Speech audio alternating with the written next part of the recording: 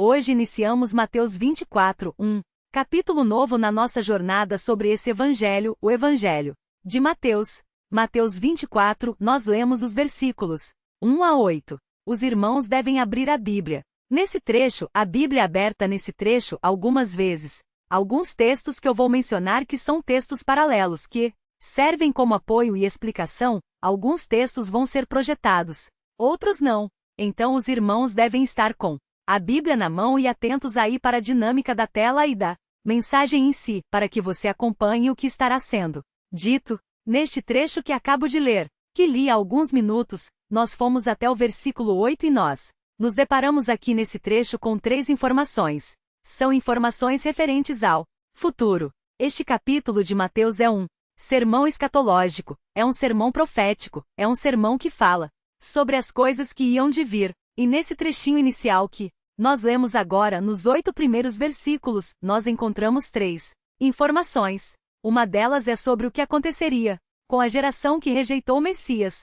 Aquelas pessoas, aqueles líderes, aquela geração que conheceu o ministério terreno de Jesus, que conviveu ali com ele, que andou com ele, que o conheceu pessoalmente e o rejeitou. O que aconteceria com aquela geração? Nós temos aqui uma informação sobre isso, sobre o que aconteceria com aquela geração. E nós temos 2 outras informações sobre as condições gerais que vão marcar o que Jesus chama de o princípio das dores, coisas que acontecerão, que sobrevirão ao mundo. Há 2 informações aqui nesse texto sobre as condições gerais do princípio do período, denominado princípio das dores. Então, nós tocamos, especialmente nessas 2 informações finais, as 2 últimas tocamos uma matéria basicamente, essencialmente escatológica. Os irmãos que gostam de escatologia, nós teremos aqui Mateus 24, bastante coisa para a gente aprender, bastante coisa para os irmãos se debruçarem, especialmente aqueles que se interessam mais por esse ramo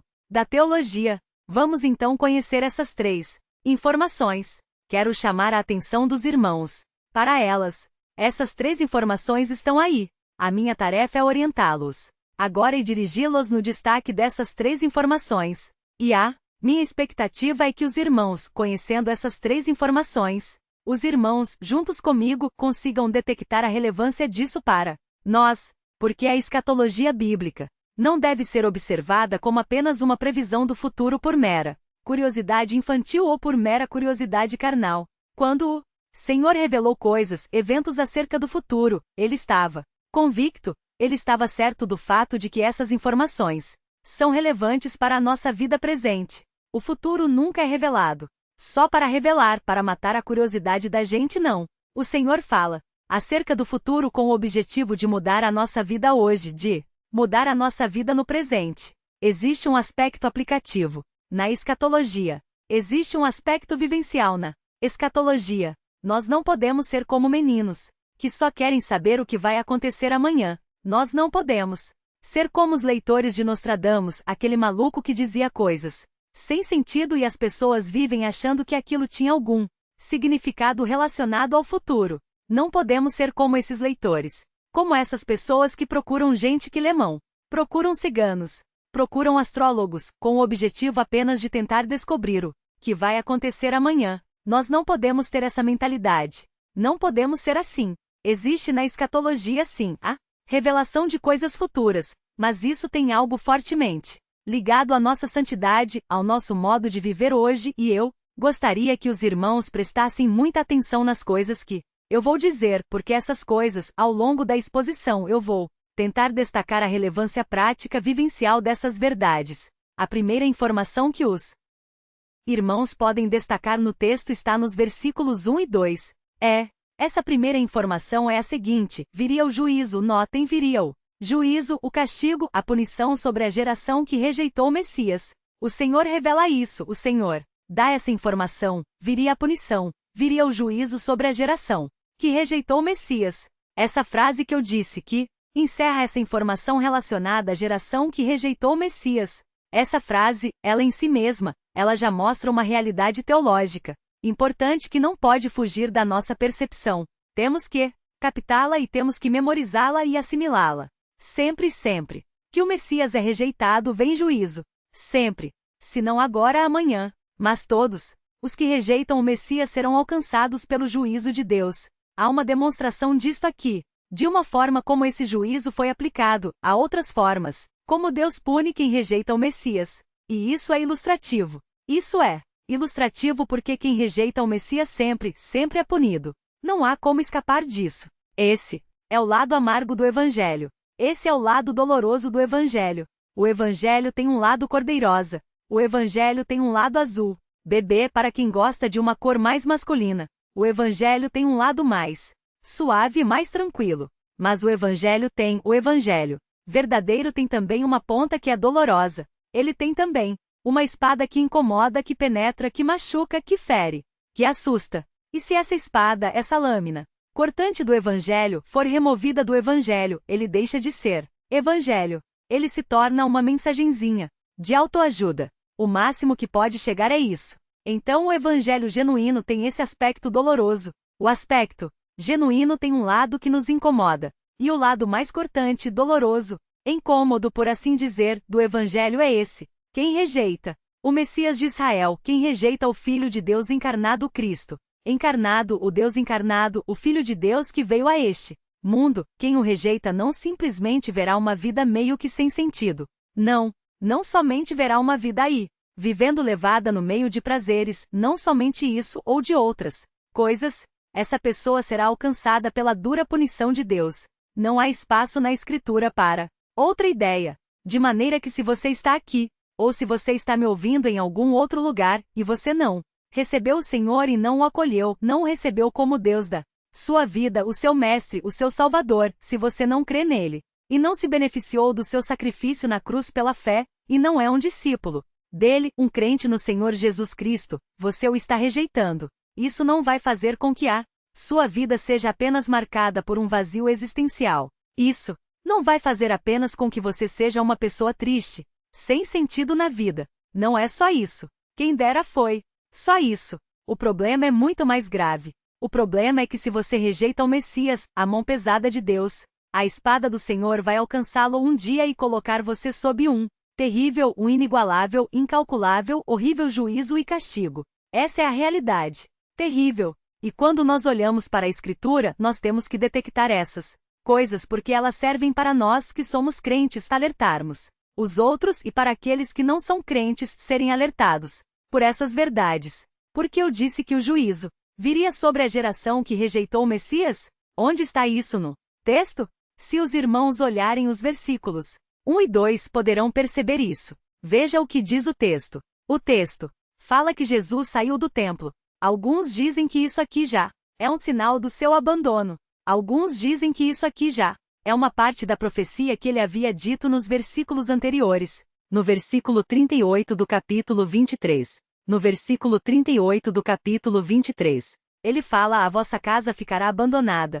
A vossa casa ficará deserta. Alguns dizem que no 24.1 isso já começa a se cumprir. O Senhor vai embora, tendo Jesus saído do templo.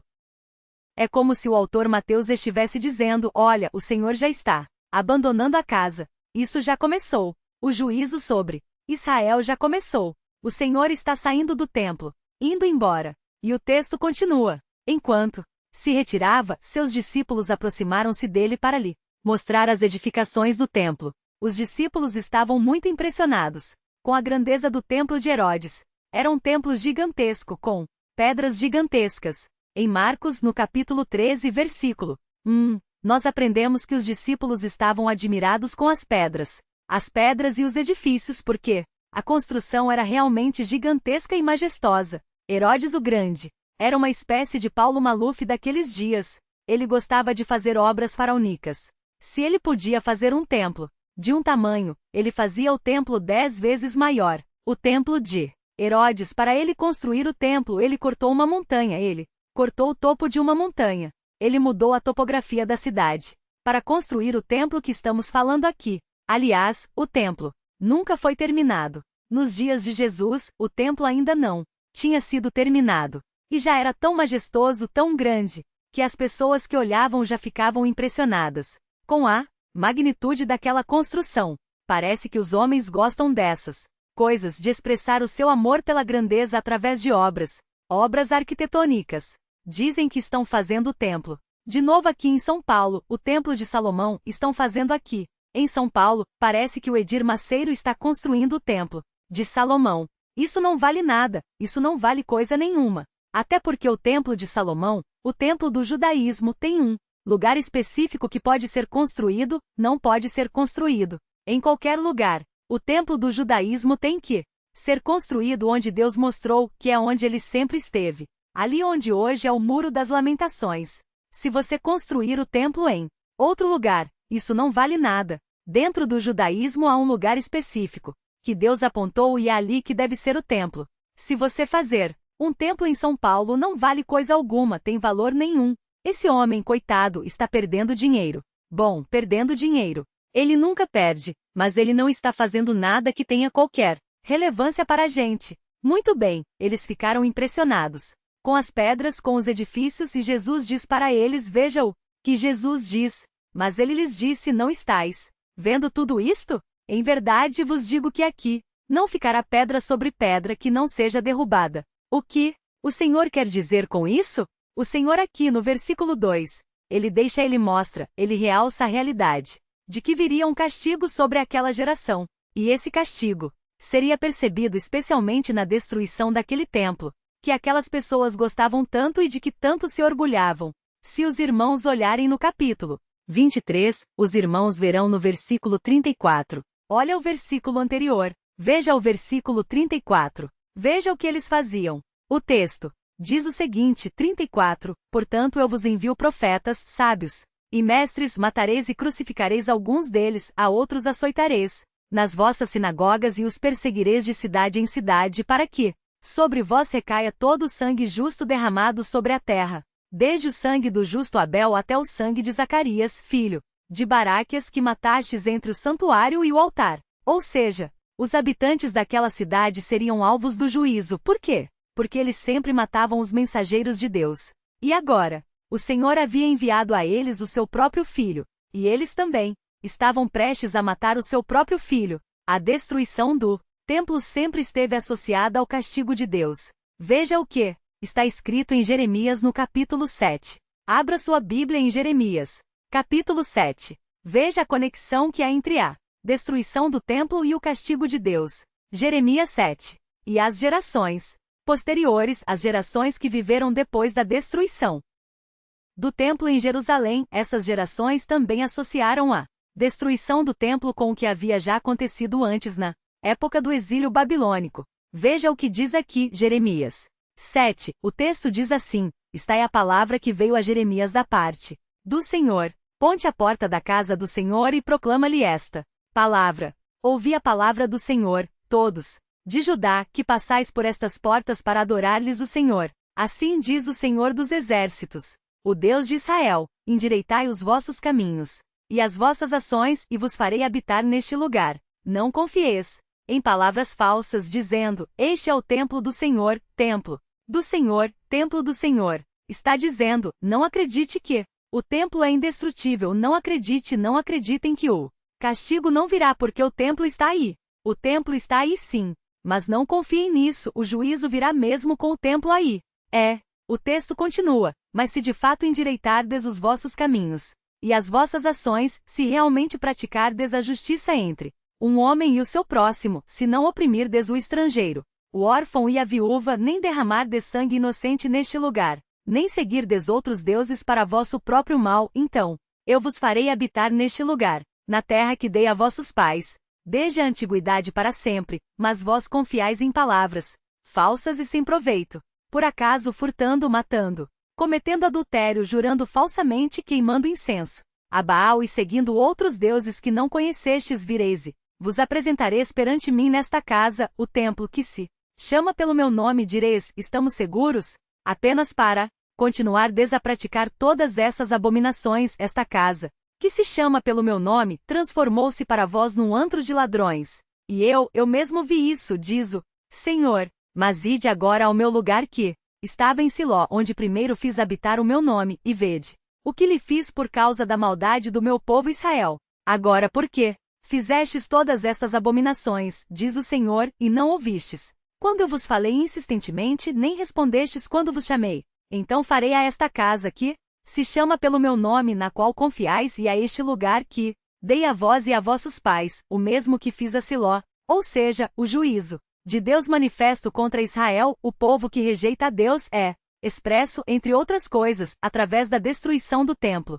Foi assim nos dias do exílio babilônico. Foi assim nos dias de Nabucodonosor. Israel vivia em rebelião contra Deus. O que Deus fez? Deus disse: não confiem no templo. Não acreditem que eu não posso destruir isso. Não acreditem que eu habito aí. E por isso não vou destruir nada. Não acreditem nisso, porque eu vou destruir. E de fato destruiu. No capítulo 22 de Jeremias, versículo 5, Jeremias 22, 5, ele fala usando exatamente a linguagem de Jesus. Em Jeremias 22, 5, ele diz: vire um pouquinho as páginas. Você chega lá, tem aqui também, acho que na projeção, não sei. Mas se não der ouvidos a estas palavras, ele diz: juro por mim mesmo, diz o Senhor, que esta casa ficará exatamente as palavras de Jesus. Está dizendo: o meu juízo contra vocês é manifesto de muitas formas e uma delas é destruindo o templo. Quando Jesus disse: olha, não ficará pedra sobre pedra, ele está dizendo: isso será castigo de Deus sobre vocês, sobre esta geração que tem me rejeitado. E de fato isso aconteceu no capítulo 52 de Jeremias. Nós temos a história da destruição do templo. O templo é invadido pelos babilônios. O templo é queimado e destruído. E o mesmo acontece depois dos dias de Jesus. O general Tito invadiu o templo de Jerusalém e incendiou e destruiu tudo ali, ficando somente o muro das lamentações de pé. Por causa disso, os judeus sempre associaram a destruição do templo no ano 70 com a destruição do templo antes, sempre como sinais do juízo de Deus. Tanto que Flávio Joséfo dizia, um dos historiadores judaicos, dizia que a data da destruição do Templo de Jerusalém no ano 70, o dia e o mês, eram exatamente o mesmo dia e o mesmo mês da destruição do templo na época dos babilônios. Ele falava isso para conectar as duas coisas. Olha, nós fomos infiéis lá na época dos babilônios e Deus destruiu o templo. Agora fomos punidos novamente. Deus destruiu o templo. Mas eles, nem todos foram capazes de reconhecer que estavam sendo punidos porque tinham rejeitado o Messias. Quando nós olhamos para Ageu 2.15, é interessante ver esse texto. Lembrem-se das palavras de Jesus: não ficará pedra sobre pedra. Abra no livro de Ageu. Para facilitar, Ageu fica depois de Sofonias. Ajudou alguma coisa? Não. Ageu no capítulo 2, no versículo 15, usa uma expressão que tudo indica que o Senhor Jesus se lembrou dessa expressão quando estava pronunciando seu sermão profético. O texto diz em Ageu 2,15, o texto fala assim: considerai o que acontece desde aquele dia. Ele está falando sobre o templo, o que estava acontecendo no templo. E ele fala: isso aqui é depois do exílio babilônico, quando o exílio babilônico terminou, quando o castigo trazido pelos babilônios cessou. Ele diz: agora, considerai o que acontece desde aquele dia, antes que se lançasse pedra sobre pedra no templo do Senhor. Ou seja, o profeta Ageu, quando se referiu à construção do templo que tinha sido destruído no tempo dos babilônios, ele disse: olha, a construção foi como nós colocamos pedra sobre pedra. E o que Jesus diz agora? Não ficará pedra sobre pedra. Deus restaurou vocês e o templo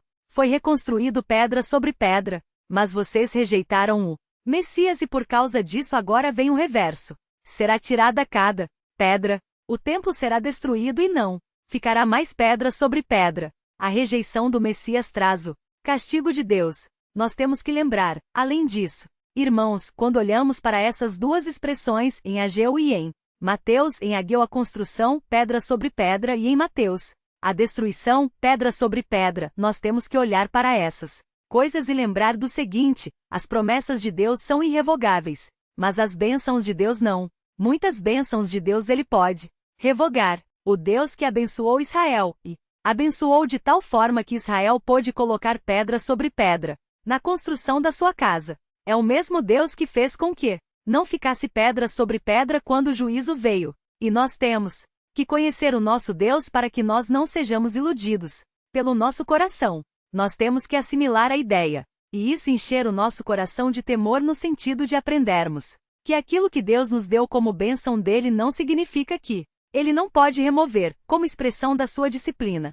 Nós podemos receber muitas bênçãos, como indivíduos. O Senhor nos encher de bênçãos, como indivíduos.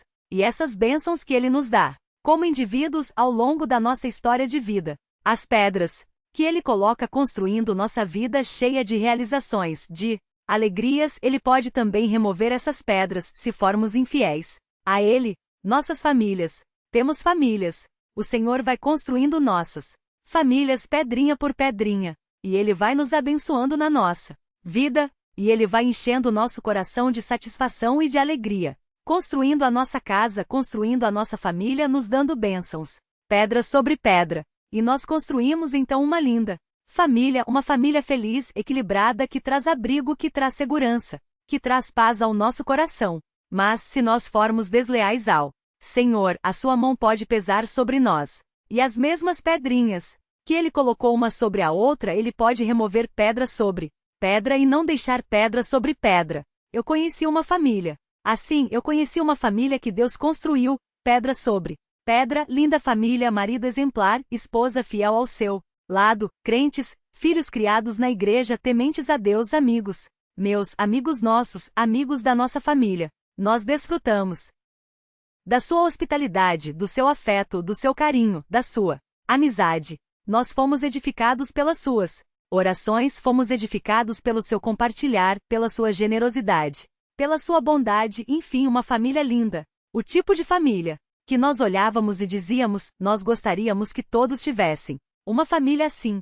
Essa era a família que eu me refiro. Mas em algum ponto começou uma história de infidelidade ao Senhor. Em algum momento. Onde isso aconteceu? Qual foi o momento em que o caminho se dividiu e eles tomaram a decisão errada? Nós não sabemos. Não sabemos o que aconteceu. O que nós sabemos é que hoje neste dia, quando olhamos para aquela família, não ficou pedra sobre pedra. Nada. Devastação completa. As promessas de Deus são irrevogáveis. Verdade? Muitos dons de Deus são irrevogáveis. Mas as suas bênçãos podem ser revogadas. Nós temos que temê-lo. A nossa igreja, uma igreja pequena, cada pessoa que chega aqui, cada realização que nós alcançamos, cada projeto que nós damos andamento e temos sucesso nele, nós vemos aí a mão do Senhor nos abençoando e colocando pedrinha sobre pedrinha. E nós nos alegramos com cada pedrinha que é colocada. Nós nos alegramos com cada pessoa que chega e quer mais uma pedrinha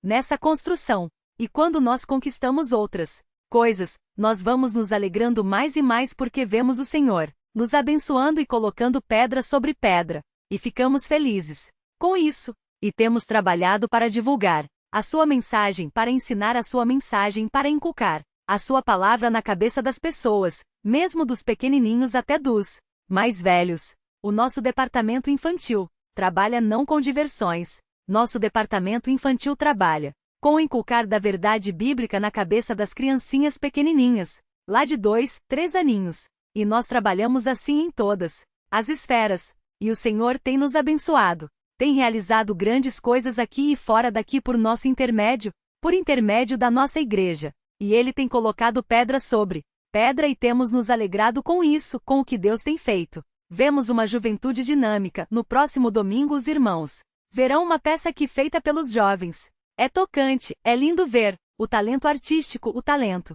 para o teatro que os jovens têm é fantástico. Mas mais do que isso, mais do que o talento no campo aí das artes cênicas, mais do que isso, a unidade, a alegria, a disposição para o serviço, para trabalhar. Ontem tivemos aqui um café para as mães e vimos as senhoras vindo, trazendo visitantes, muitas trabalhando, se envolvendo, umas mais, outras menos, é verdade, mas todos aí, juntos, envolvidos, a igreja sendo enriquecida através de tudo que foi feito, e o Senhor construindo aí a sua igreja, edificando a sua igreja através dessas coisas também. Mas se nós não formos fiéis ao nosso Deus, esse Deus que, na sua bondade, na sua paciência, na sua misericórdia, no seu poder, tem nos edificado, tem colocado pedra sobre pedra na construção de uma igreja bíblica vibrante e madura. Se nós formos infiéis a Ele, se nós começarmos a ouvir outras vozes, se nós começarmos a inflar o nosso peito de orgulho achando que somos melhores, se nós escutarmos mensagens mais humanistas que atraiam mais as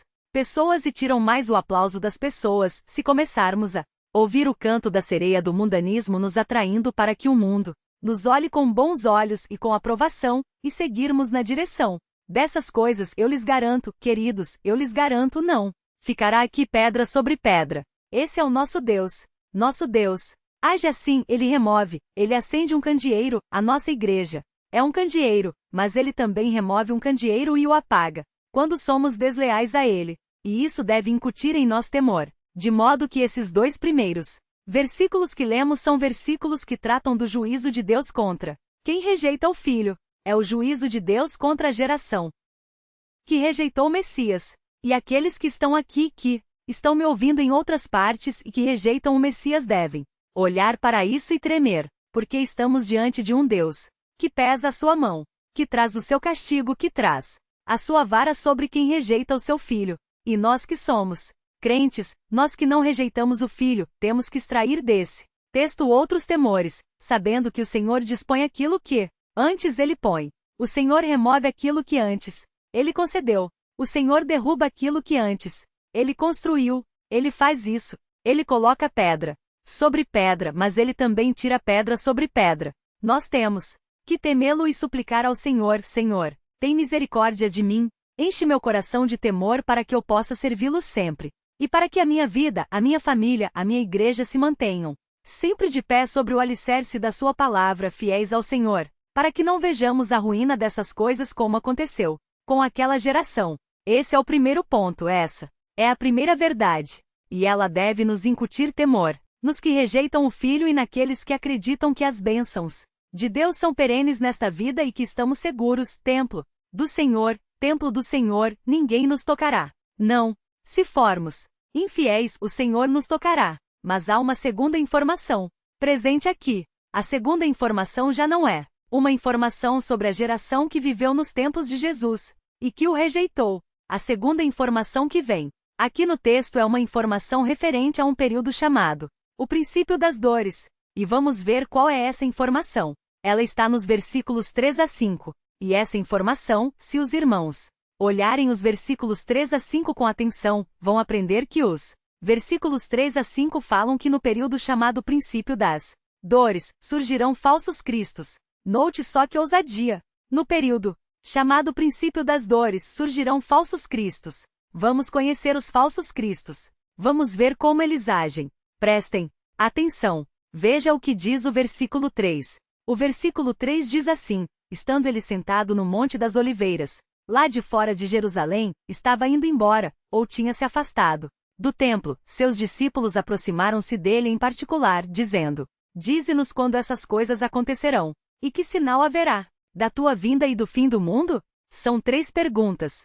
São três perguntas presentes aqui. Quando acontecerão essas coisas? Jesus vai dizer que só o Pai sabe. Que sinal haverá da tua vinda? O Senhor Jesus vai falar sobre o sinal do Filho do Homem no versículo 30. Ele diz então: aparecerá no céu o sinal do Filho do Homem. Então nós vamos chegar nesse texto depois. E o texto também fala do fim do mundo ou do fim do século. O fim do mundo, o fim do século. É o tempo em que o Senhor separará os justos dos injustos. Esse é o fim do século que eles têm em mente aqui. E o Senhor vai responder essas questões, e na medida em que formos estudando o sermão do Senhor, nós vamos aprender sobre elas. Aí vem o versículo 4. Observem, os irmãos, o versículo 5.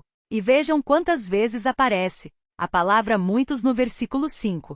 Se os irmãos olharem com bastante atenção, os irmãos verão que a palavra muitos aparece 2 vezes, pelo menos deveria aparecer nas traduções aí, porque ela aparece 2 vezes no texto original. E vejam a que se referem as palavras muitos. O texto diz: porque virão muitos em meu nome? E o que é isso? O que significa vir em nome de Cristo? Há muitas sugestões, mas o próprio Senhor explicou o que é. O Senhor Jesus diz: virão muitos em meu nome, dizendo, e aí que você descobre o que é vir em meu nome. Dizendo o quê? Dizendo: eu sou o Cristo. Esse é o discurso desses homens. Eles dizem: eu sou Cristo. Cheguei. Estou aqui. Estavam esperando? Pronto, acabou a espera. Eu sou Jesus. Nós temos aqui no Brasil um Cristo que chegou aí. Não temos.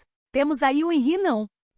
Esse é o nome dele? O nome dele é Henri. Ele nem sabe o que é Henri pelo jeito e pegou o nome próprio. Para ele, ficou sendo Henri Cristo o nome dele. É um falso Cristo. Ele é curioso porque é um brasileiro com sotaque alemão. Dá para entender. Aquele sotaque dele? Até isso é falso. Até o sotaque é falso. Imagina a messianidade dele. Se é falsa ou não. Tudo é falso naquele homem. E ele fala, eu sou meu pai. Ele fala assim, né? Meu pai. Eu sou o Cristo. E ele fala essas tolices todas. Aí, e tem seguidores. Tem lá alguns seguidores. Um grupo de pessoas que o seguem. Mas o texto aqui mostra algo muito mais grave. Nesse período, no princípio das dores, a situação será muito mais pesada do que isso. Qualquer pessoa olha para o Henri Cristo e dá risada, é claro. Só um maluco. Não percebe que é um impostor. Mas nesse tempo não será assim. O texto diz que muitos virão em meu nome dizendo que eu sou o Cristo e enganarão a muitos. É a segunda ocorrência da palavra. Não virá somente um falso Cristo, virão muitos. E esses muitos falsos Cristos, eles também enganarão muitos. Como isso pode ser possível? O texto bíblico mostra essa atividade enganadora em outras partes. Veja no versículo 11, no mesmo capítulo, veja no versículo 11. Também surgirão muitos falsos profetas, e enganarão a muitos. Novamente, surgirão muitos falsos cristos, e enganarão a muitos. Surgirão muitos falsos profetas, e enganarão a muitos. É uma atividade intensa de engano, e muita gente acreditando. Vejam o versículo 23. Observe, o 23, mesmo capítulo. Então, se alguém vos disser, o Cristo está aqui ou está ali, não acrediteis porque diz o versículo 24, surgirão falsos cristos e falsos profetas. Aqui, o versículo reúne os dois. E vejam como eles enganarão. Prestem atenção. Eles realizarão grandes sinais e milagres. Grandes sinais e milagres. Eles não vão curar dor de cabeça. Eles não vão curar tendinite. O pessoal fala que estava doendo minha mão, não está doendo mais. Não é isso. Não vão curar dor na coluna, curar dor na coluna. Que ninguém dá para perceber, ninguém descobre se curou ou não. Curar dor de cabeça. Os falsos cristos e falsos profetas curam essas coisas, né? Quem aqui foi curado de dor? Na perna? Levantam, curou a minha perna. Ninguém sabe se curou ou não. Geralmente são pessoas contratadas para dizer que foram curadas. Aqui não. Aqui estamos falando de pessoas que realmente fazem milagres, como os magos dos dias de Moisés, que faziam portentos impressionantes, grandiosos, mágicas feitas pelo poder do diabo. A Bíblia diz, o apóstolo Paulo fala que estes homens virão com o poder do diabo e realizarão grandes milagres, grandes sinais. O texto diz que isso será tão intenso que, se fosse possível, até os escolhidos seriam enganados. Tamanho o poder de persuasão e a grandeza dos milagres que vão realizar. É isso que vai acontecer naqueles dias, no princípio das dores. Surgindo esses homens, dizendo, eu sou Cristo, e vocês vão rir, as pessoas rirão, dirão, é um impostor. Então ele realizará um grande milagre, imenso, maravilhoso, inegável. E muitos então o seguirão, dizendo, se este não é o Cristo, quem pode ser? Se um homem que faz um milagre como esse não é o Cristo, quem pode ser o Cristo? E vão segui-lo, e vão seguir esses Cristos todos, e esses profetas todos, e muitos serão enganados, diz o texto. Essa é uma informação importante acerca do princípio das dores, e ela deve nos alertar. Como uma lição como essa acerca desse período que há de vir, deve nos alertar? Meus irmãos, o povo evangélico tem uma atração muito grande por milagres, muito grande. E o teste da verdade para alguns é a realização de milagres. Como eu sei se alguém está dizendo a verdade? Simples. Realizou o milagre? Realizou. Então é verdade. Tente aplicar esse teste aqui agora. Tente aplicar esse teste da verdade nesse texto. Realizou milagres. É verdade? Realizou milagres. É de Deus? Resposta não. Não é a realização de milagres que mostra se algo é de Deus ou não. Porque o diabo tem poder para realizar milagres. E o diabo tem feito milagres grandiosos. O diabo já fez milagres grandiosos no passado e ele ainda faz hoje e fará de maneira ainda mais intensa no futuro. Não teste a verdade pela realização de milagres. Não faça isso. Se você fizer isso e surgir um falso Cristo fazendo milagres, você vai segui-lo. Como? eu posso avaliar se a mensagem de alguém é verdadeira ou não? É muito simples. Não é pelos milagres. É vendo se o que ela disse harmoniza com aquilo que Deus revelou em sua palavra. Se aquilo que ela disse harmoniza com o que Deus revelou em sua palavra, então com milagre ou sem milagre, eu vou aceitar. Se harmoniza com a palavra de Deus, eu testei, eu peguei a mensagem da pessoa e comparei com a Sagrada Escritura e descobri, isso é verdade, essa pessoa é de Deus. Agora se eu comparei e descobri, esse homem está dizendo coisas estranhas, doutrinas novas que não encontramos aqui. Mas ele faz milagres. Não importa, a mensagem dele é falsa, esse homem é do diabo com todos os seus milagres. Esse deve ser o nosso teste da verdade, a palavra de Deus. Ela é luz para o nosso caminho. Ela é lâmpada para os nossos pés. Ela é a verdade. O Senhor Jesus disse, a tua palavra é a verdade. E é ela que deve ser o padrão para avaliarmos qualquer coisa. Nos últimos tempos surgirão falsos cristos fazendo milagres grandiosos. E quem não ouvir a palavra de Deus e não tê-la como padrão da verdade será enganado. E muitos serão enganados. E há uma última informação nesse texto. O texto fornece mais uma informação sobre o princípio das dores, e essa informação está nos versículos 6 a 8. O texto diz assim, no versículo 6 a 8, e ouvireis falar de guerras e rumores de guerras, não fiqueis alarmados, pois é necessário que assim aconteça, mas ainda não é o fim, porque nação se levantará contra nação, e reino contra reino, e haverá fomes e terremotos em vários lugares. Qual é a informação que está sendo dada aqui? A informação é a seguinte: no tempo do princípio das dores haverá abalos políticos e naturais. Abalos políticos e naturais como nunca antes. Vejam, o versículo 6 diz, e ouvireis falar de guerras e rumores de guerra. Logo em seguida fala, não fiqueis alarmados. Por que Jesus diz isso? Não fiquem alarmados com as guerras e rumores de guerra, porque as guerras e os rumores de guerras que serão vistos e ouvidos serão motivo de pânico. Não é como acontece conosco hoje. Nós ouvimos falar de guerras, de rumores de guerras. E isso não nos abala. Mas aqui nesse texto é diferente. Essas guerras e rumores de guerra são guerras e rumores de guerras que apavoram as pessoas. É algo que faz a política mundial se abalar, que engendra pavor no coração dos homens. Não são rumores de guerras distantes. Não são guerras que não afetam ninguém. Não. São guerras e rumores de guerras capazes de engendrar pavor no coração das pessoas. As pessoas ficaram alarmadas com isso. Jesus fala, não fiqueis alarmados. E ele diz, pois é necessário que assim aconteça. Porque Jesus disse, é necessário que assim aconteça. Por que ele fala isso? Porque é necessário que guerras e rumores de guerra aconteçam? Porque é necessário que nação se levante contra nação e reino contra reino? Porque é necessário que haja fomes e terremotos em vários lugares? Porque ele diz, é necessário que isso aconteça, que tudo isso venha. Por quê? Muito simples. Esse período será um período de punição contra o mal, e é necessário que Deus puna o mal. O Senhor Jesus diz, é necessário que venham essas guerras. É necessário que venham esses rumores de guerra que deixam os homens desesperados. É necessário que venham terremotos.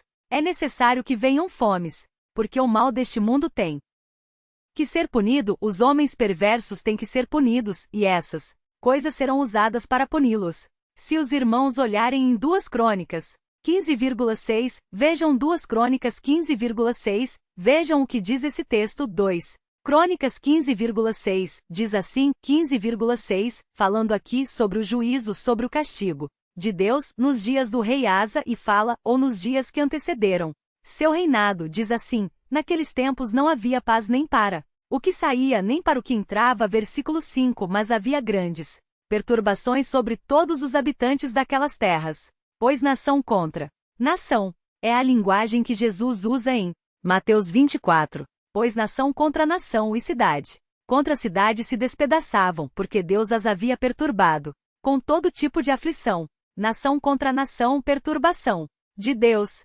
Nação contra nação, aflição trazida por Deus. Quando Jesus disse nação se levantará contra nação, ele tinha em mente a aflição trazida por Deus. Em Isaías, no capítulo 19, temos Outra expressão que o Senhor Jesus usou em Mateus 24. Em Isaías, no capítulo 19, nós aprendemos. Veja o que diz o texto, Isaías 19, no versículo 2. Diz assim, Isaías 19, 2. Deus, falando sobre a punição do Egito.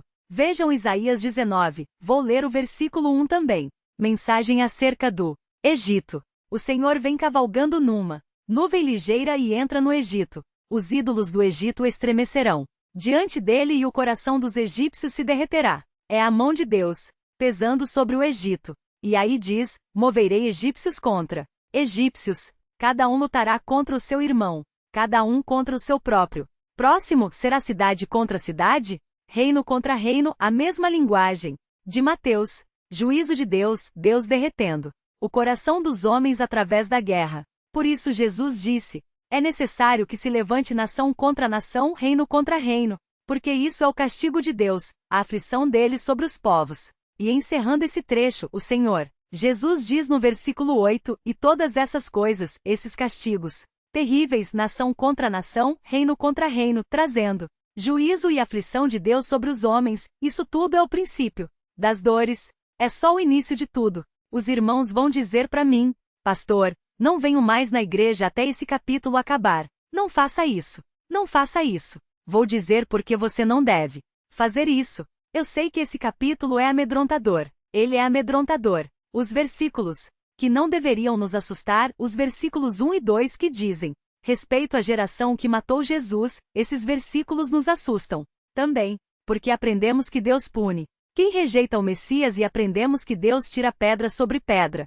As mesmas pedras sobre pedras que ele coloca, ele também remove. E os versículos 1 e 2 que deveriam se distanciar de nós, de repente se aproximam bastante da gente. E nos assustam. E os versículos 3 a 5 que falam sobre a multiplicação de falsos cristos, nós pensamos, no futuro ainda, e aprendemos que isso também deve nos alertar. Porque somos muitas vezes atraídos por milagres de homens que não são de Deus. De modo que um texto que é para ontem nos afeta hoje. Um texto que é para amanhã nos pega hoje também. E agora vemos aqui, nesses versículos, o que é preparado para o futuro em termos de punição de Deus. Global, guerras, rumores de guerras, fazendo com que os corações dos homens se derretam e dizemos, meu Senhor, onde isso vai parar? E quando paramos a pregação no versículo 8, a ideia que temos é que, esse texto é o desespero. Descrito aqui. É o texto do desespero. Se eu quiser fazer um filme de terror, vou me inspirar nisso aqui. Nem o massacre da Serra Elétrica pega isso. E a primeira sessão então nos assusta. A primeira sessão nos deixa cansados. E se eu deixasse vocês irem embora para casa agora com isso, seria muita maldade minha. Pastor, vim na igreja buscar consolo, voltei, de um jeito que a minha semana foi quase que a grande tribulação já inaugurada. Eu não posso deixar vocês irem embora assim. Olha para o versículo 8. Você vê esperança aí? Você vê esperança no versículo 8? Seja sincero. Versículo 8. Você vê algum sinalzinho de esperança aí? Vou ler para vocês. Mas todas essas coisas são o princípio das dores. Dá para comemorar? Não, nem um pouquinho. Pelo contrário, né? Se isso é o começo, o que vem depois? Meus queridos, sabe onde está a esperança aqui? Tem esperança aqui sim. Sabe? Onde está a esperança aqui? Na palavra dores. Você vai dizer, para mim agora o pastor Marcos endoidou mesmo. Agora a idade pesou. Agora chegou. O pastor chegou. Na terceira idade. Agora pegou mesmo. Na palavra dores. Existe esperança na palavra dores? Sim. Sabe por quê? Porque essa palavra dores, ela se refere literalmente a dores de parto. Sabe o que significa isso? Que todo esse sofrimento, que todas essas dores, que toda essa angústia que está começando vai dar lugar em breve, vai dar à luz em breve. Há um novo tempo. É o princípio das dores de parto. A mulher, quando começa a sentir as primeiras contrações, ela se entristece.